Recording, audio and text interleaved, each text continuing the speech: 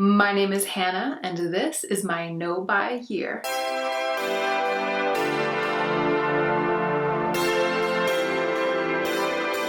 Okay, first things first.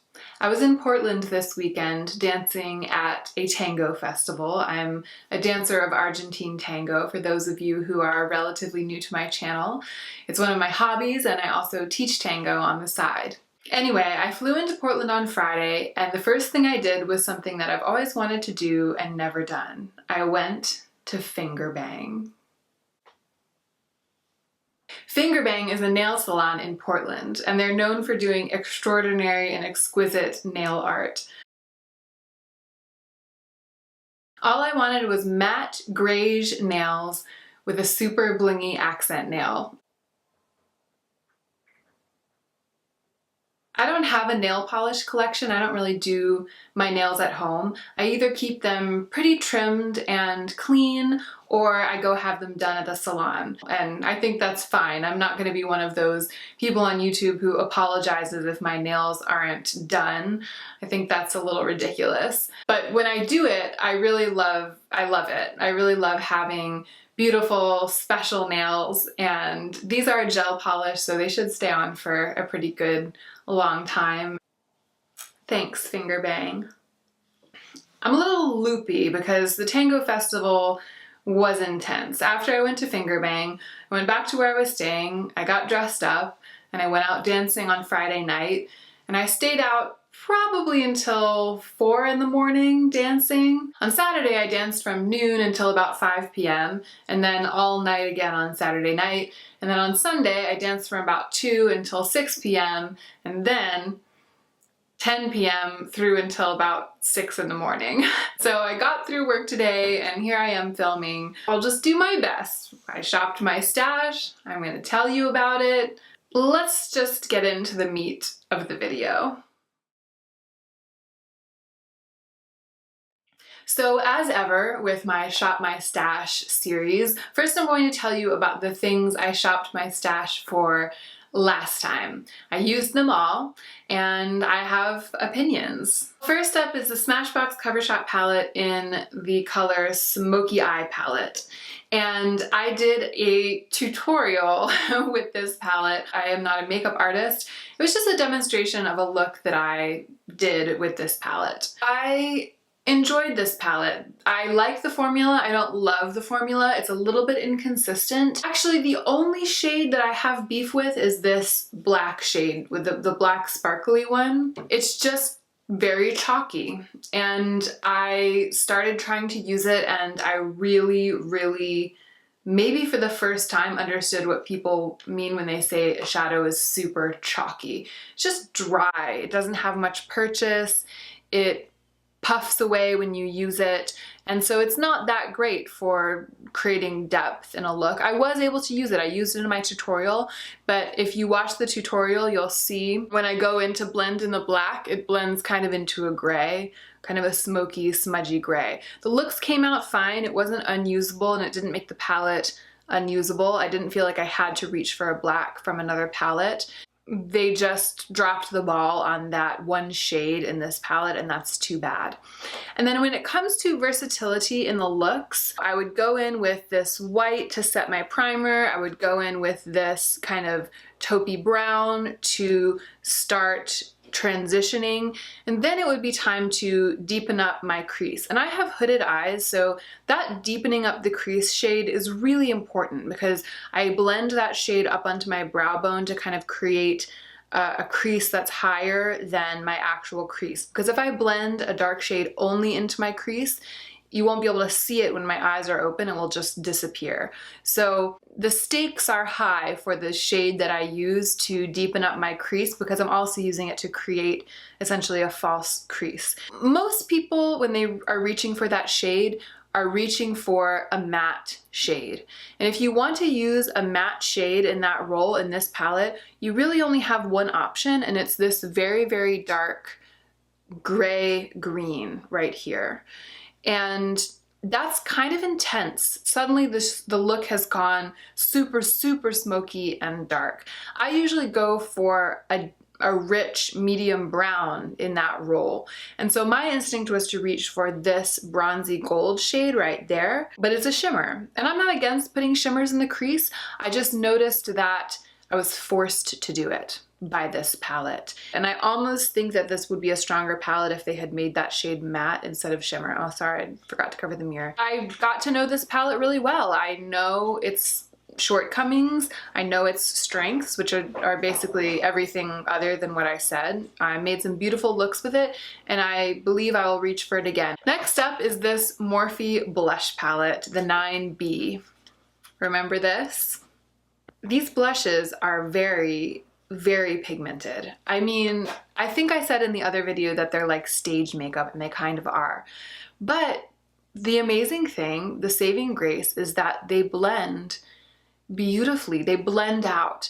They don't stick in the one place and create streaks or patches. They really, really blend out. I reached for a smaller and denser blush brush with this because it was really a buffing situation. When you are using these blushes, it's not going to be a dusting on to the apples of the cheek situation. It's going to be a buffing situation, buffing them into the skin. Even though they're quite pigmented and the colors are quite colorful, and I did get some very blush heavy looks with this palette over the past couple of weeks, still I'm begrudgingly impressed by this palette. I wasn't expecting to like it as much as I did. I wasn't expecting to have an easy time working with these, and I was not expecting all the colors to work for me, but they really did. I made an effort to use all of these colors, and now I kind of have a sense of how these perform. I'm really glad I shopped my stash for this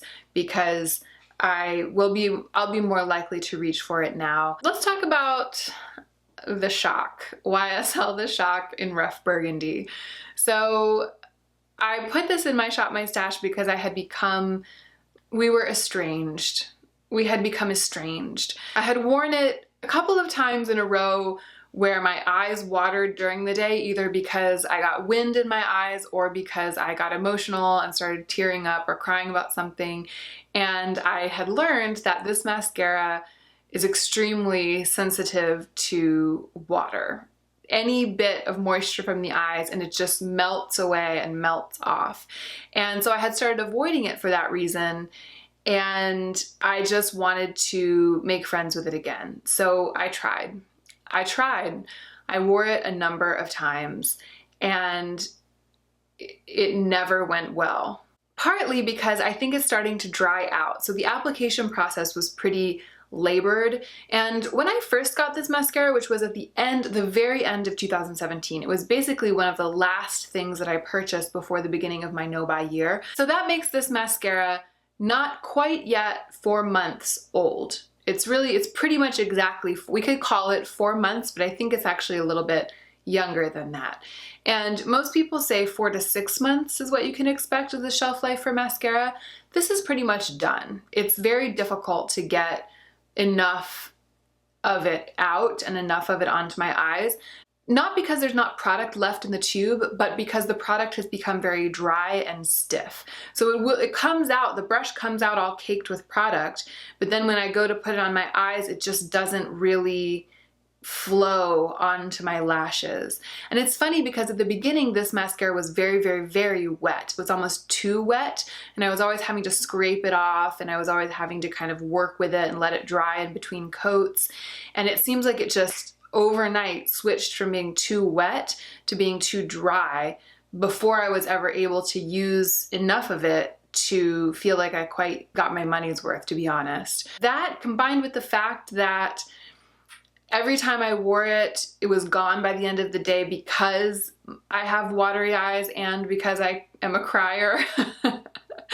I mean, one time I really did. I like broke down about something in the afternoon, and I remembered that it doesn't just come off when it gets wet, but it's so red that it looks like you're crying blood. And it was like streaming down my cheeks in these rivulets of really bright red, because it's a deep burgundy color in the tube and on the brush. Once it gets watered down, it's like red food coloring in water. It just becomes really, really shockingly bright and a little bit terrifying. I tried to make friends with this again and I failed, or maybe it failed to make friends with me.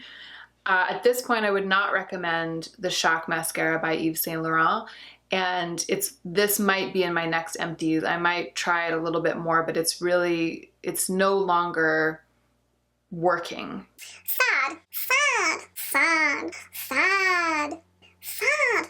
Kat Von D Everlasting Glimmer Veil in Rocker, which is the copper colored. I said that my goal was to wear it to work as a part of a work look, and I did that. I did it one time, and I was surprised at how much it dried my lips out. It was hard to get the right number of layers on. It was like too few layers of application, and it was pretty much just an orange stain, and it wasn't very glittery. It wasn't gratifyingly glittery.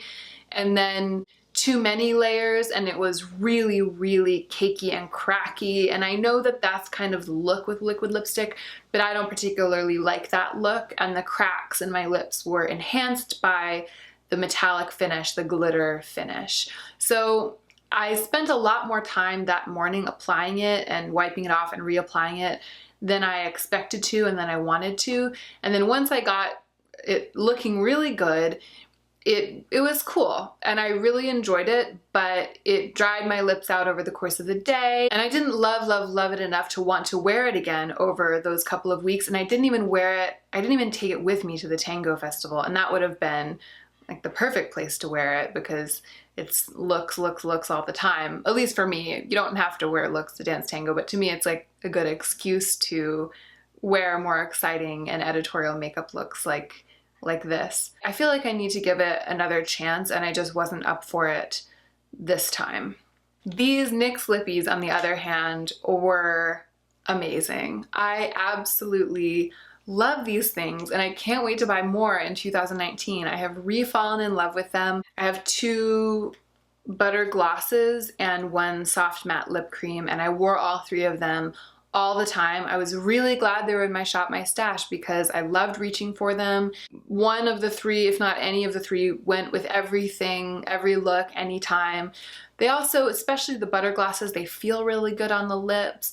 And surprisingly, I thought that Praline, the darker one, the one that matches my lip color really well, was going to be my favorite. But Tiramisu, the lighter colored one, ended up being the one I loved the most. It just lightened up my lip color a little bit. In my VIB sale recommendations video, I was wearing Tiramisu, and I just loved how it looked with that kind of fresh, natural look. And I'm really glad that I got to know these better, both the formulas and the colors that I have. These are just fantastic. Okay, let's talk about the things I shopped my stash for today.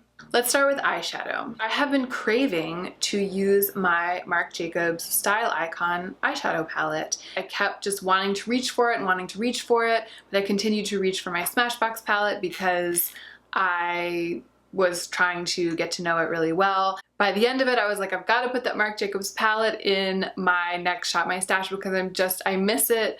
I want to delve into it. And I also want to reacquaint myself with it because I wasn't missing it because I use it all the time. I did reach for it for that chartreuse eye look that I did a couple of weeks ago, but that was the first time that I had gone into it in months maybe. And actually that's probably what reminded me of it. This shadow right here, I dipped into this palette to get that color for that chartreusey gold look, and I was reminded of how wonderful the quality of these shadows is, and I just haven't stopped thinking about it since then. So when I shopped my stash this week, I snatched it. Here it is, if you haven't seen it, and it's just stunning. And it's got these grays in it, like a light gray and a dark gray. It's got some purples in it, some kind of lavender, cool purples. But it's also really easy to do kind of a bronzy eye with it. And in fact, today I have basically this rose gold color right here. That rose gold color is what's on my lid on top of my cheek product, which I'll talk about in a minute. So I'm really excited about this. It's a big palette. There are a lot of options. The quality is extremely buttery and dense without being super oily. It kind of reminds me of a less oily version of the formula in the Jaclyn Hill palette. It might be my favorite. Well, no, ColourPop's my favorite. It's either my second favorite formula in my collection, with ColourPop being the first, or they're tied. Last year, in an extremely unwise and impulsive moment, I purchased this. This is a gigantic tube of Super Orgasm by NARS. So NARS Orgasm, the iconic blush, comes in another color as well called Super Orgasm. It's basically the Orgasm blush but with a ton of glitter in it.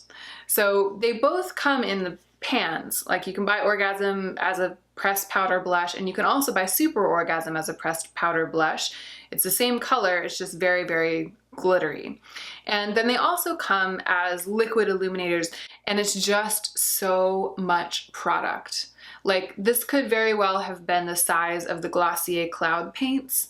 That's like a quarter of this size, and I would still not even have made the merest dent in it, because you only need a tiny bit. And it's just, this is like a giant, it's 1.1 ounces, but that's the same amount as a foundation. There's like as much liquid illuminator in here as there is in a bottle of foundation. So I don't know if this is supposed to be like something you put all over your body, and maybe that's why there's so much of it. But for me, I'm so pale that I can't put this on my body or else I look sunburned. It can really only go on my cheeks. Although maybe let's try it. I don't have anything on my décolletage right now.